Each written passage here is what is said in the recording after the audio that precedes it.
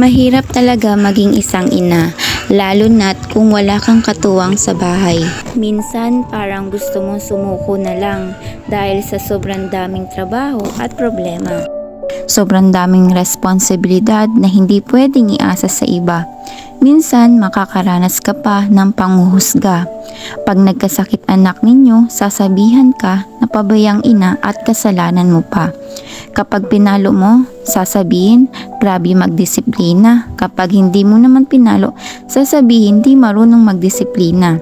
Minsan, hirap mag-budget dahil minsan hindi sinasapat yung panggastos. Minsan, napipilitan ka na lang mangutang lalo na kapag kinakapos. Kahit sobrang hirap ng sitwasyon, nagagawa pa rin mairaos.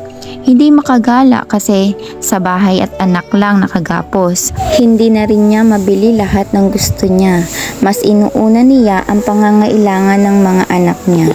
Bilang nanay, kinakaya niyang magsakripisyo. Yung pagluluto, pag-aalaga sa mga anak at ang pinakamahirap ay ang paglalaba. Hindi kasi yun nakikita ng iba. Pag kay mister, ibigay mo lang ang lahat ng sahod mo sa misis mo. Mabuti ka ng asawa. Samantalang ang ina, madapa lang o masugatan ng anak nila, sasabihin kang pabaya ka ng ina. Makita lang makalat yung bahay, sasabihin burara at walang ginagawa. May saloobin siya na hindi niya kayang mailabas. Minsan dinadaan na lang niya sa pag-iyak. Kinakaya ng isang ina lahat yon dahil sa mga anak siya humuhugot ng lakas. Isang tingin lang ng anak ninyo, nakakalimutan na ang lahat ng pagod at problema. Napakahirap maging isang ina. Kahit nahihirapan na siya, hindi siya pwedeng magpahinga.